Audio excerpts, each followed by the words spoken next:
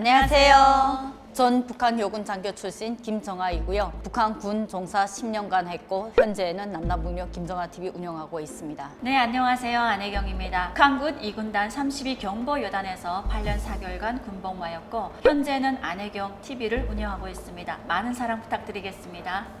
네, 오늘은 안혜경 TV와 우리 오늘 특별한 얘기를 나누려고 합니다. 네. 강릉 무장 공비 사건 혹시 들어봤어요? 네, 들어봤어요. 네. 왜냐면 저는 강원도 속초에 있으니까. 아, 맞다. 누구보다도 잘 아시겠다. 오늘은 강릉 무장 공비 침투 사건에 대해서 한번 얘기해 보려고 하는데요. 1996년 26명의 북한 무장 공비가 김영삼 대통령을 사살하기 위해 강릉 해안가를 침투한 사건이라고 합니다. 1996년 9월 18일 새벽에 강릉 해안가 도로에서 운전 중이던 택시기사가 북한의 잠수함과 짧은 머리 인원들을 발견하고 신고를 하며 인근 해안 초소에서 5분 대기소가 출동하고 최고 비상 경계 태세인 진돗개 하나가 발령됐대요. 내가 강원도에 와서 유일하게 저희 신랑이 방위 출신인데 요거 하나만큼은 아주 자랑스럽게 이 택시기사가 방위병이었다고. 야, 그 무장공비 누가 그거 최초 발견자인 줄 알아? 방위였어, 방위. 이 수색대가 아니고 방위였다고 이러면서 맨날 자랑하는. 그래서 제가 잘 알게 되었어요. 야, 네. 그렇군요. 사실 북한의 잠수정이 자초하여 우연히 발견된 거지 만약 자초되지 않았더라면 정말 큰일 날 뻔한 사건이라고 합니다. 그렇죠. 원래 정착을 해서 발견된 게 아니라 가다가 잠수함이 자초돼서, 자초되는 바람에 갑자기 생각지 못한 그렇죠. 우발 사건인 건데 그렇게 진돗개 하나가 발령이 되고 우리 한국은 추가적인 적의 침투 대비해 경비함 5척과 그리고 대참조객이 한 대를 이용해 외곽 차단 조치를 시행했다고 합니다. 잠수함 내부 침투 수색 결과 10명 가량의 인원이 탑승 가능한 잠수정을 확인하고 대간첩 수색 및 소탕 작전을 시작했는데요. 그리고 19일 16시경 강릉 청악산 정상에서 11구의 시신을 발견했대요. 내가 알기로는 어. 그 조장이라는 사람이 이렇게 다 싼 거로 알고 있거든요. 한 곳에 쫙 눕혀놨네. 시신이 이렇게 쫙 눕혀있는 상태에서 발견된 거 봐서는 이게 쿵쿵쿵쿵 이렇게 다 쌌다고 이랬어요. 아, 소름 끼칩니다. 침투 잠수정의 탑승 인원이 10명 정도라는 점을 감안했을 때 무장공비들이 게릴라전이 필요 없는 비전투 인원인 11명을 사살하고 자살로 둔갑시키려 했다고 하네요. 그럼 11명의 시신이 발견됐으니까 그 당시 이게 사실 진짜 수사 그냥 종결로 될 뻔한 사건이었는데 하지만 농장의 한 주민이 수상한 사람이 있다면서 경찰에 신고를 하며 경찰이 출동하여 전투 때 무장공비 1명을 체포를 했다고 합니다. 그리고 무장공비의 총 인원이 26명이라는 것을 알게 되고 강릉 일대의 통행 금지가 발령되고 전군 경계 태세에 돌입을 합니다. 그리고 이후에 무장공비와 한국군의 본격적인 교전이 시작됐다고 해요. 한 개 소대가 아니라 이건 특수부대이기 때문에 한 개 조가 침투한 거네. 그렇죠. 와. 본격적인 교전이 시작됐습니다. 강릉 일대를 수색하던 군들이 무장공비 4명과 마주치면서 교전이 시작됐고 치열한 교전 끝에 무장공비 3명을 사살하고 그리고 칠성산 부근에서 교전이 발생하여 무장공비 3명이 다시 또 사살됩니다. 그리고 오리골 일대에서 무장공비 1명을 사살하여 아군의 피해가 전혀 없이 성공적인 교전을 했다고 합니다. 사실 북한의 아무리 특전사라고 해도 대한민국의 전력과 그리고 무기 장비 앞에서는 아무리 구웠던 특전사라고 해도 저는 당해낼 수 없을 거라고 생각되거든요. 어찌 보면 이 시기가 1990년대 중반에 벌어진 사건이잖아요. 96년이니까. 북한 안에서는 난 솔직히 이걸 못 저는 접해 들었어요. 들었거든요. 특수부대이기 때문에. 아, 특수부대니까 여기는 전달이 네. 됐구나. 이걸 보게 되면 그때 당시에 북한군의 실력과 그때 당시에 이미 한국군의 국방력은 이미 상위권에 올라왔기 때문에 아무리 이들이 무장공비로 훈련받았다 해도 어찌 보면 제거될 수밖에 없는 그런 상황에 놓인 거죠. 하지만 이후부터 우리 한국군에 피해가 생기기 시작했대요. 여기까지는 피해가 없었는데 어떤 피해가 있었냐면 칠성산 주변을 포위했던 우리군은 특전사를 정상으로 침투를 시킵니다. 침투 도중 무장공비와 마주하며 교전이 시작되고 이 교전에서 특전대원 1명이 전사를 하는데 그리고 이후 계속된 교전에서 무장공비 2명을 사살하지만 아군 1명이 전사를 하게 된답니다. 안타깝네요. 인원이 적어지니까 점점 수색은 힘들어지고 그러다 보니까 피해 인원도 늘어날 수밖에 없는 그쵸. 상황이고 사실 이게 북한이 이런 일을 안 했으면 이렇게 평화적인 식의 이런 인명 피해가 없을 뻔한데 꼭 북한은 이렇게 한 번씩 도발을 걸더라고요.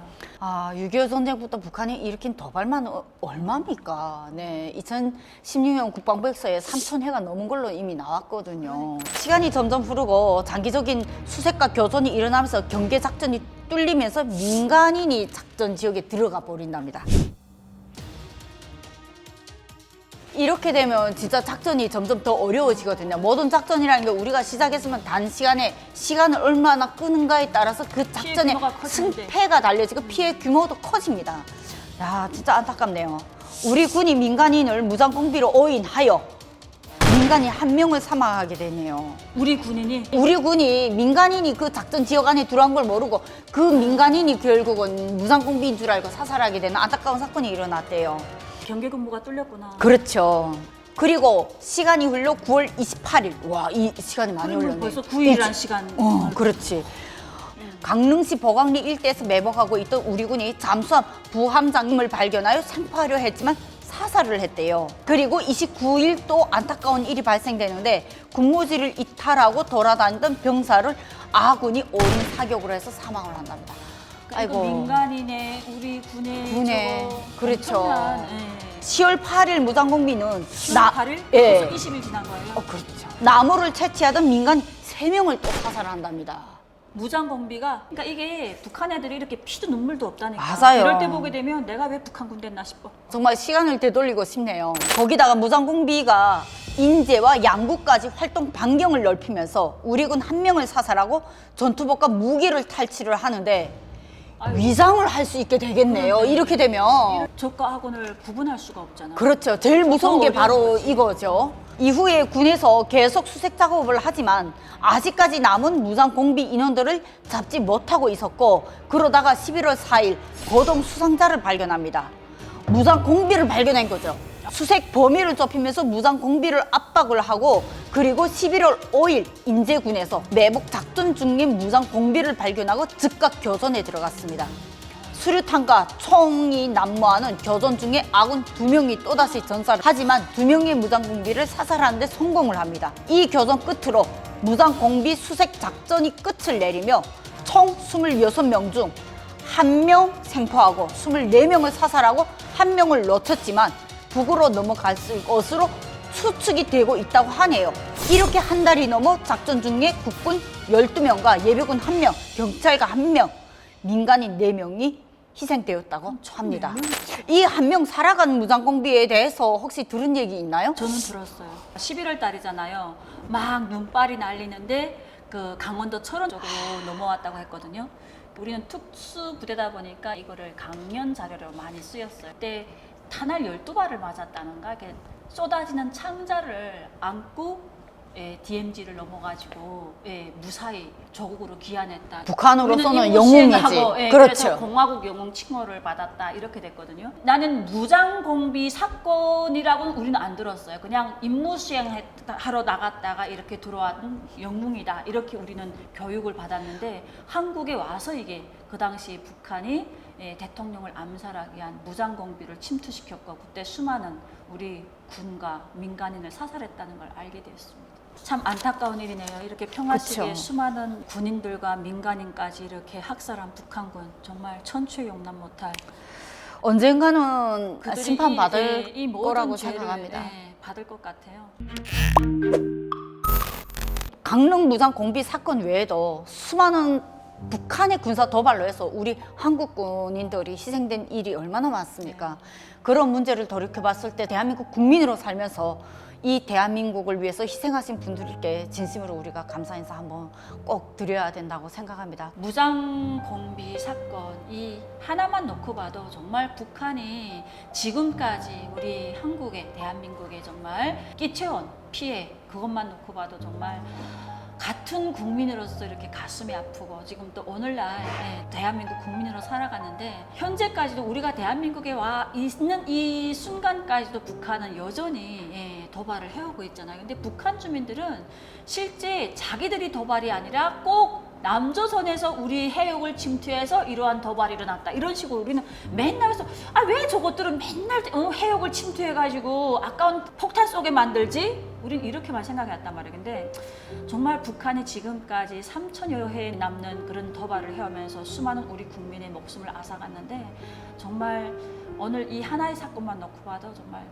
북한 군에서 군복무했다는 제 자신이 너무 부끄럽고 또 앞으로 또 대한민국 국민으로 살아가면서 북한 이러한 민낯을 알리는데 북한 투보로서의 역할을 다 해야 될 것 같다라는 생각을 다시 한번 해보게 되었습니다. 오늘 이 사건을 다루면서 다시 한번 느낀 거는 평화라는 게 얼마나 소중하고 생명을 해친다는 그 죄책감마저 없는 북한을 상대로 하고 있기 때문에 이런 안보 문제를 우리가 가장 강조할 수밖에 없지 않냐 이런 생각이 다시 한번 드네요. 오늘 영상 어떻게 보셨나요? 저희도 상당히 뜻깊은 시간이었고 정말 감회 깊은 시간이었습니다.